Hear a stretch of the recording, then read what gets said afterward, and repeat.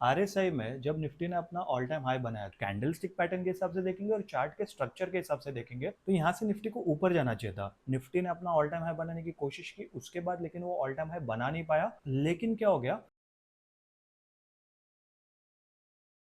Nifty पे मैंने multiple time frame पर एनालिसिस किया और उसके साथ साथ मैंने ऑप्शंस चेन भी देखा। अभी दोनों का एनालिसिस करने के बाद मुझे यहाँ पर ये समझ में आ रहा है कि निफ्टी में अभी जो फॉल आया है वो फॉल इतना ही लिमिटेड नहीं होगा।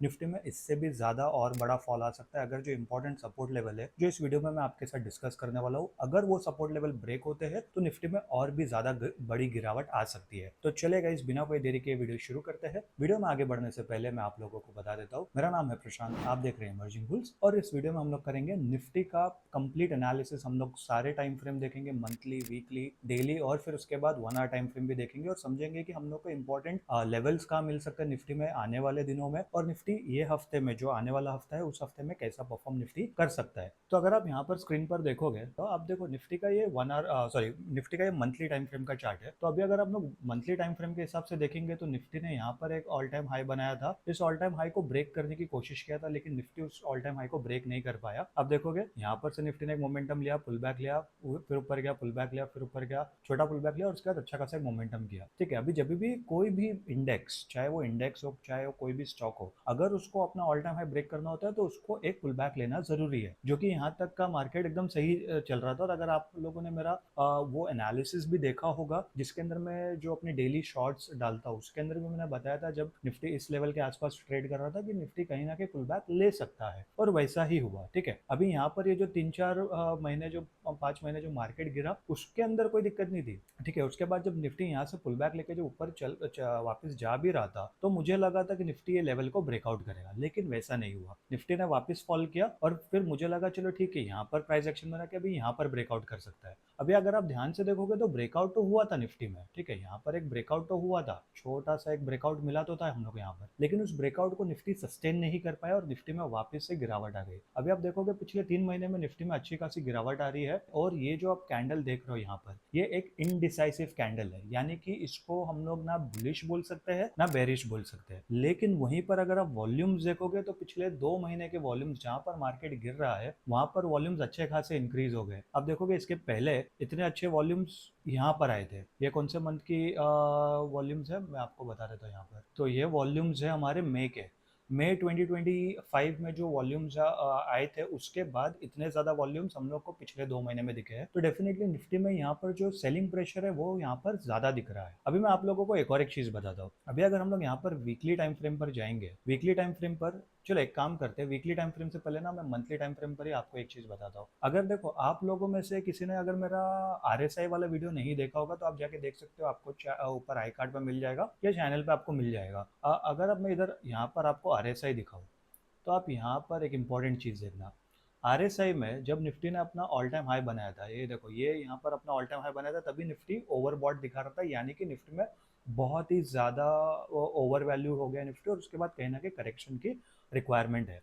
ठीक है, तो वहां पर निफ्टी ने करेक्ट तो करा, जो टेक्निकल पॉइंट ऑफ व्यू के हिसाब से और आरएसआई के हिसाब से दोनों मैच करा और जो कि सही बात थी। ठीक है, वैसा होना चाहिए, वो हर एक स्टॉक हर एक इंडेक्स का एक नेचर होता है। लेकिन अभी जब निफ्टी वापस अपने ऑल टाइम हाई के आसपास ट्रेड कर रहा है तभी भी आप आरएसआई का देखोगे, आरएसआई यहाँ पर नीचे की तरफ जा रहा है और निफ्टी यहाँ पर स्ट्रेट चल रहा है। आप देखोगे निफ्टी देखो यहाँ पर एक स्ट्रेट लाइन में है और यहाँ पर आरएसआई नीचे की तरफ जा रहा है, तो इसको हम लोग कहते हैं आरएसआई डाइवर्जेंस। ठीक है, और डाइवर्जेंस दो तरीके के होते हैं, एक होता है बुलिश डाइवर्जेंस, दूसरा होता है बेरिश डाइवर्जेंस। अभी अगर बुलिश डाइवर्जेंस है यानी कि आने वाले टाइम में जो भी स्टॉक या इंडेक्स है उस पर बुलिश मोमेंटम आने की पॉसिबिलिटी ज्यादा होती है, और अगर बेरिश डाइवर्जेंस है तो उसके अंदर बेरिश मोमेंटम आने की पॉसिबिलिटी ज्यादा होती है। इसका ये मतलब नहीं कि मार्केट में या फिर उस पर्टिकुलर स्टॉक में बेरिश मोमेंटम आएगा ही आएगा, बट पॉसिबिलिटी जो है वो थोड़ी सी ज्यादा हो जाती है। तो हम लोग को अगर हम लोग कैंडल स्टिक पैटर्न के हिसाब से देखेंगे और चार्ट के स्ट्रक्चर के हिसाब से देखेंगे तो निफ्टी कहीं ना कहीं एक बेरिश मोमेंटम दिखा रहा है, वॉल्यूम के हिसाब से बेरिश मोमेंटम दिखा रहा है, साथ ही साथ अगर हम लोग आरएसआई भी देखेंगे तो उसके हिसाब से भी हम लोग को यहाँ पर बेरिश मोमेंटम निफ्टी दिखा रहा है। अभी एक काम करते हैं, हम लोग इसको वीकली टाइम फ्रेम पर लेके जाते हैं। अभी अगर मैं आप लोगों को वीकली टाइम फ्रेम पर लेके जाऊँ,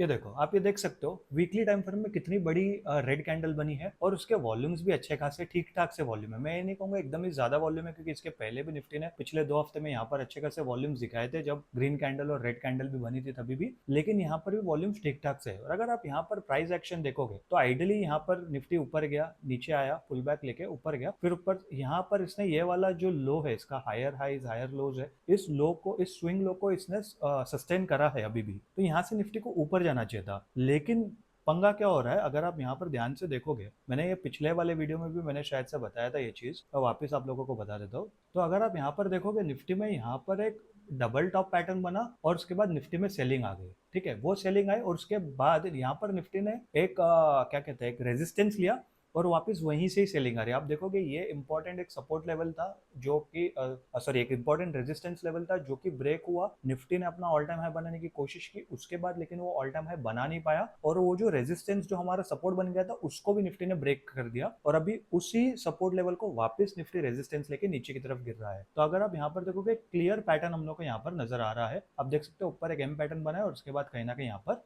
निफ्टी में सेलिंग दिख रही है हम लोग को। अभी अगर हम लोग इसको वीकली टाइम फ्रेम के हिसाब से देखेंगे तो वीकली टाइम फ्रेम के हिसाब से भी कहीं ना कहीं निफ्टी डेफिनेटली नेगेटिव लग रहा है हम लोग को, साथ ही साथ हम लोग को मंथली टाइम फ्रेम के हिसाब से भी नेगेटिव लग रहा है। मैं एक बार आप लोगों को डेली टाइम फ्रेम पर लेके जाना चाहूंगा और डेली टाइम फ्रेम पे हम लोग देखते हैं कि निफ्टी का यहाँ पर मार्केट का क्या सिचुएशन लग रहा है। अभी देखो अगर आप डेली टाइम फ्रेम पे निफ्टी का चार्ट देखोगे तो निफ्टी ने क्या किया है, निफ्टी पिछले 3 4 5 दिनों से निफ्टी एक ही रेंज में यहाँ पर ट्रेड कर रहा था। अभी ऐसे टाइम पे क्या होता है जब मार्केट कभी भी कंसोलिडेशन करता है तो जब भी अपसाइड का मूव, अपसाइड का लेवल ब्रेक होगा यानी कि रेजिस्टेंस लेवल ब्रेक होगा तो निफ्टी में कहीं ना कहीं पॉजिटिव मोमेंटम आना चाहिए, बुलिश मोमेंटम आना चाहिए। और निफ्टी में नहीं, कोई भी स्टॉक में, जो भी स्टॉक या इंडेक्स में जब भी एक कंसोलिडेशन ब्रेक होता है 3 4 5 6 दिन का या 3 4 5 हफ्तों का, अपसाइड का ब्रेक होगा तो बुलिश मोमेंटम आएगा, डाउन साइड का लेवल ब्रेक होगा तो बेरिश मोमेंटम आएगा। तो अपने आप को जब निफ्टी अपने आप को अपर लेवल पे होल्ड कर रहा था तो मुझे लगा था कि शायद निफ्टी में कहीं ना कहीं बुलिश मोमेंटम आ सकता है क्योंकि पिछले 2 3 दिन से मार्केट अपने आप को अपर लेवल पे होल्ड कर रहा था। लेकिन क्या हो गया, अब मैंने जो अभी थर्सडे या फ्राइडे को मैंने जब एनालिसिस वाला जो अपना शॉर्ट्स बनाया था,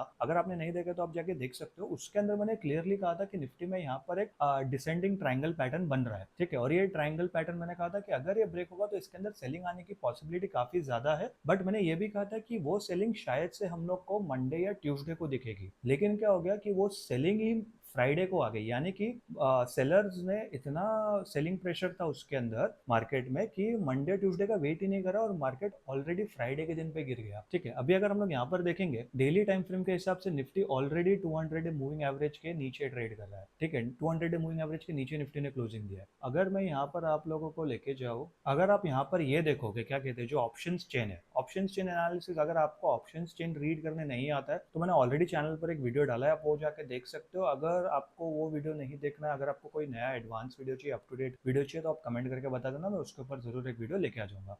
तो अब ऑप्शन चेन पे अगर हम लोग देखेंगे तो ऑप्शन चेन पे हम लोग को क्या दिख रहा है, अब देखो यहाँ पर जो ये 26,000 का जो राउंड नंबर है वहां पर कॉल सेल्स हुए, ये वाला जो कॉलम है ये कॉल्स का कॉलम है और ये वाला पुट का कॉलम है। तो यहाँ पर आप देखोगे ऑप्शन कॉल जो है वो सेल हुआ है, कब की एक्सपायरी देख रहे हैं हम लोग, 2 तारीख की एक्सपायरी का हम लोग देख रहे हैं। तो यहाँ पर इतने सारे कॉल ऑप्शन सेल हुए, यानी कि सिंपल सा मतलब क्या हो रहा है कि ऊपर जो सेलर्स है वो लोग ने अपने ऑप्शंस को सेल करके रखा है, यानी कि वो लोग ये सोच रहे हैं कि मार्केट इस लेवल के ऊपर नहीं जाएगा, यानी 26,000 के ऊपर नहीं जाएगा ये एक्सपायरी के पहले। वहीं पर अगर हम लोग 25,500 को देखेंगे तो 157 लाख के ऑप्शन इंटरेस्ट, ओपन इंटरेस्ट है। अगर मैं इसी को थोड़ा सा और ऊपर लेके जाऊँ, यहाँ पर आप देखोगे 25,300 का 115 लाख का ऑप्शंस जो है वो सेल हुए हैं, ठीक है, जो इतना ओपन इंटरेस्ट उसके हिसाब से।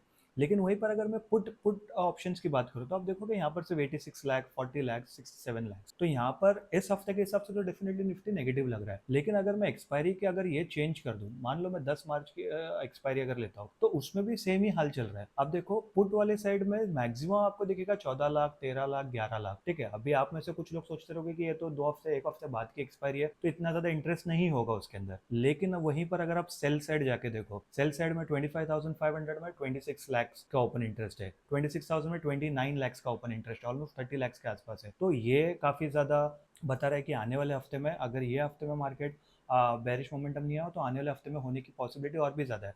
अगर हम लोग 17 मार्च वाली एक्सपायरी अगर देखेंगे तो वहां पर भी सेम ही हाल चल रहा है। आप देखोगे 25,000 के ऊपर 3.2 लाख का ओपन इंटरेस्ट है। अगर मैं इसको थोड़ा सा और ये करके देखूँ, देखो अगर आप 24,500 देखोगे उसके ऊपर 2.2 लाख है, लेकिन वहीं पर अगर मैं इसको 25,500 पे लेके जाऊँ तो 3.1 लाख है, और 26,000 पे तो 4.5 लाख है। तो यानी कि जो जहाँ पर जो सपोर्ट जो क्रिएट करता है, सपोर्ट कौन क्रिएट करता है, जो पुट सेलर रहता है, वहां पर वो लोग की गिनती काफी ज्यादा कम है as compare to resistance creator. Resistance कौन क्रिएट करता है, जो कि कॉल सेलर होता है। तो वो लोग तो रेजिस्टेंस क्रिएट करते जा रहे हैं, लेकिन जो पुट जो सपोर्ट है वो क्रिएट नहीं हो रहा है मार्केट में, जिसके वजह से कहीं ना कहीं मार्केट में गिरावट आने की पॉसिबिलिटी हद से ज्यादा यहाँ पर नजर आ रही है। ठीक है, अभी हम लोग का एक्शन प्लान क्या हो सकता है, मैं वापस आप लोगों को डेली टाइम फ्रेम पर लेके आता हूँ। तो आप देखोगे डेली टाइम फ्रेम पर इंपॉर्टेंट लेवल्स हम लोग के कौन से यहाँ पर लग रहे हैं। तो डेली टाइम फ्रेम पर इंपॉर्टेंट लेवल्स हम लोग को ये वाले नजर आ रहे हैं। जब तक देखो आप देखोगे यहाँ पर इतनी बड़ी कैंडल आ गई है, जिसके आप देखोगे वॉल्यूम्स भी पिछले 3-4 दिन से वॉल्यूम्स भी डेफिनेटली काफी ज्यादा अच्छे हैं। अगर देखो एक इंटरेस्टिंग बात बताता हूँ, यहाँ पर निफ्टी ने कुछ ज्यादा कुछ किया नहीं, एक रेंज में ही निफ्टी रह गया, लेकिन फिर भी वहां पर वॉल्यूम्स कितने ज्यादा अच्छे थे। यहाँ पर चलो भले से एक बड़ा एक मोमेंटम आया हुआ था, लेकिन चलो उसमें वॉल्यूम से समझ में आता है। बट जहाँ पर इनडिसाइसिव कैंडल बनी, एक डोजी एक स्प्रिंग टॉप कैंडल बनी, वहां पर भी निफ्टी में अच्छे खासे वॉल्यूम्स थे, जो कि ऑलरेडी कहीं ना कहीं एक सिग्नल दे रहा था कि मार्केट में एक बड़ा मोमेंटम आ सकता है। अभी वो किस साइड आएगा वो तो हम लोग को ब्रेकआउट के बाद ही मालूम पड़ता है, और जो कि हम लोग को ब्रेकआउट फ्राइडे के दिन पे मिल गया और अच्छी खासी उसके अंदर ही सेलिंग आ गई है। इसमें ना जो इन्वेस्टर है, जो लॉन्ग टर्म इन्वेस्टर है, जो लोग को 5 साल 10 साल 15 साल का जो लोग का होराइजन रहता है, या 3-4 साल का भी होराइजन रहता है, तो ये जो सेल आएगा वो लोग के लिए तो अपॉर्चुनिटी है। जो लोग म्यूचुअल फंड में इन्वेस्ट करते हैं या फिर कहीं ना कहीं लॉन्ग टर्म इन्वेस्टर्स है, वो लोग को शायद इतना फर्क नहीं पड़ेगा कि वो लोग शायद बाय कर सकते हैं।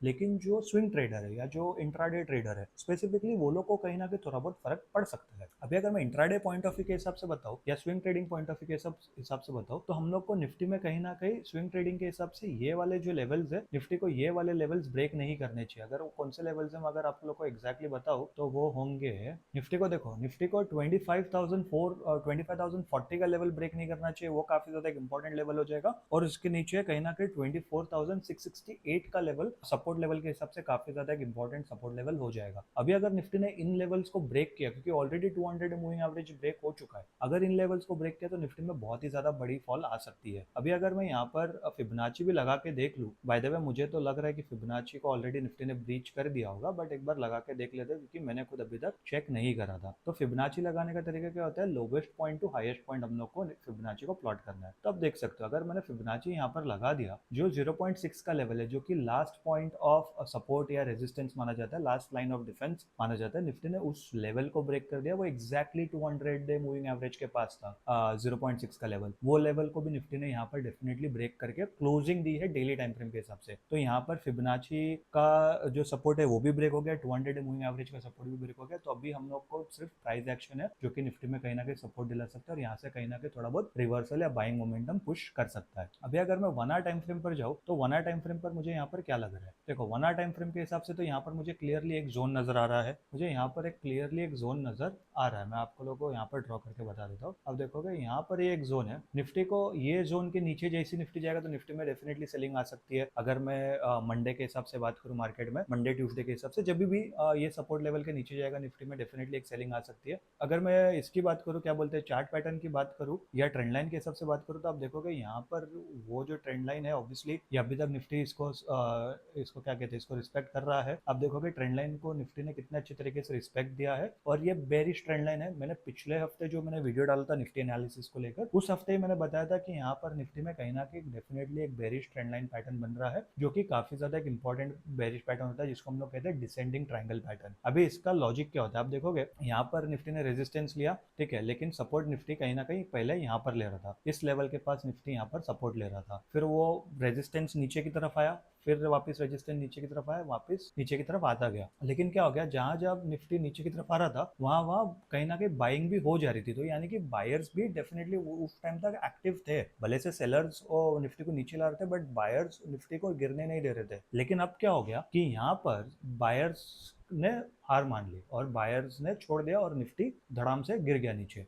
तो उसके अंदर क्या हो गया, जिन लोग के भी बाइंग ऑर्डर यहाँ पर थे, वो लोग सब लोग के स्टॉप लॉस यहाँ पर हिट हो गए। तो उसकी वजह से निफ्टी में कहीं ना कहीं सेलिंग आ गई। अभी क्या होगा, अगर मंडे के दिन पे अगर गैप डाउन ओपनिंग होती है, मान लो अगर मंडे को गैप डाउन ओपनिंग हो गया, तो निफ्टी में कहीं ना कहीं एक पुल बैक आना जरूरी है। अगर वो नहीं आया तो निफ्टी में डायरेक्टली एक मार्केट गिरता हुआ ही रहेगा, जो कि काफी ज्यादा बहुत ही ज्यादा बेरिश सिनारियो हो सकता है। तो अगर मंडे के दिन पे डायरेक्टली मार्केट गिरेगा तो मुझे ऐसा लगता है कि मंडे और ट्यूसडे दोनों दिन मार्केट गिर सकता है। लेकिन यहाँ पर ट्रेड अपॉर्चुनिटी कैसे बनती, मान लो अगर जैसे गैप डाउन ओपनिंग हो गया, थोड़ा सा पुल बैक लिया, इस लेवल के आसपास निफ्टी ने आके अपने को टेस्ट करा, फिर उसके बाद अगर कुछ ऐसा प्राइस एक्शन बनाते तो हम लोग यहाँ पर ऐसा कुछ एक ट्रेड बना सकते हैं जहाँ पर प्रॉपर प्राइस एक्शन के हिसाब से, चार्ट पैटर्न के हिसाब से, ट्रेंड लाइन के हिसाब से हम लोग एक प्रॉपर ट्रेड यहाँ पर मिल रहा है। ये हम लोग एक चीज कर सकते हैं, ठीक है। अगर मैं इसको यही बता, अगर मान लो गैप ऑफ ओपनिंग होता है, जस्ट इन केस अगर गैप ऑफ ओपनिंग हो गया, तो उसमें तो हम लोग को ट्रेड यहाँ पर मिलेगा नहीं। क्यों? क्योंकि यहाँ पर आप देखोगे यहाँ पर एक रेजिस्टेंस लेवल है, यहाँ पर है, इन सब जगह यहाँ पर आपको रेजिस्टेंस लेवल मिलता ही रहेगा। अगर हम लोग को बुलिश ट्रेड ढूंढना है तो जब तक ये लेवल ब्रेक नहीं होता, ये लेवल कौन सा लेवल है मैं आप लोगों को बता देता हूँ, तो जब तक 26,000 का लेवल अगर ब्रेक नहीं होगा तब तक हम लोग निफ्टी में कोई भी बुलिश ट्रेड नहीं सोच सकते। क्यों? क्योंकि देखो इसके दो रीजन है। पहली बात तो हम लोग को मल्टीपल रेजिस्टेंस लेवल मिल रहे हैं, दूसरी बात जो 26,000 का राउंड नंबर है वो एक साइकोलॉजिकल नंबर है। यहाँ पर बहुत लोगों के ऑलरेडी, जैसे मैंने ऑलरेडी आप लोगों को ऑप्शन चार्ट बताया, वहां पर ऑलरेडी कहीं ना कहीं बहुत लोगों के ऑप्शंस के जो कॉल ऑप्शन है वो सेल हुए हुए हैं, तो वहां पर बहुत लोगों के स्टॉप लॉस भी हिट होंगे। तो अगर ये लेवल के पास निफ्टी जाता है तब जाके कहीं ना कहीं अच्छा बुलिश मोमेंटम आ सकता है। ऐसा नहीं है कि मार्केट में बुलिश मोमेंटम आएगा नहीं, क्योंकि ऑब्वियसली अगर मार्केट को ऊपर जाना है तो कहीं ना कहीं थोड़ा मोड़ा प्राइस एक्शन बना के ही ऊपर जाना पड़ेगा, करेक्ट। अगर देखो मार्केट को अगर कल के दिन पे ऊपर जाना है, कल के दिन पे या जो भी हफ्ते में अगर ऊपर जाना है, तो पहले मान लो मार्केट अगर गैप ऑफ ओपनिंग हो गया तो थोड़ा सा ऊपर जाएगा, पुल बैक लेगा, थोड़ा सा ऊपर जाएगा, पुल बैक लेगा, थोड़ा थोड़ा ऐसा ऐसा करके ही जाएगा। लेकिन जो अगर अच्छा खासा मोमेंटम चाहिए निफ्टी में, जैसे कि यहाँ पर ये सेलिंग आई, यहाँ पर ये सेलिंग आई, ये सेलिंग आई, यहाँ पर ऐसी सेलिंग आई, तो अगर ऐसा बुलिश मोमेंटम चाहिए तो निफ्टी में ये लेवल जब तक ब्रेक नहीं होगा ना तब तक मुझे लगता है कि यहाँ बुलिश मोमेंटम नहीं आ सकता है। तो ये चीज का हम लोग को यहाँ पर ध्यान देखना चाहिए। अगर मैं अगर 15 मिनट्स टाइम फ्रेम पर जाऊँ तो 15 मिनट्स टाइम फ्रेम पर जाके हम लोग को समझ में आएगा कि इंट्राडे के हिसाब से कोई इंपॉर्टेंट हम लोग को लेवल्स यहाँ पर दिख रहे हैं। देखो इंट्राडे के हिसाब से भी हम लोग को सेम ही लेवल्स यहाँ पर नजर आ रहे हैं। सिर्फ इंट्राडे के हिसाब से हम लोग को अगर मान लो अगर आपको इंट्राडे के हिसाब से ट्रेड करना है या स्कैल्पिंग के हिसाब से अगर ट्रेड करना है तो मेरे हिसाब से कौन से लेवल्स इंपॉर्टेंट हो सकते हैं। देखो ये जो रेजिस्टेंस लेवल है, ये रेजिस्टेंस लेवल काफी ज्यादा एक इंपॉर्टेंट रेजिस्टेंस लेवल हो जाएगा, जो कि 25,400 का, और जो सपोर्ट लेवल है वो 25,100 का यहाँ पर हम लोग को सपोर्ट लेवल दिख रहा है। इस रेंज के बीच में अगर निफ्टी कल रह जाता है, ठीक है, इस रेंज के बीच में अगर निफ्टी रह जाता है तो निफ्टी साइडवेज रहेगा कल के पूरे दिन में।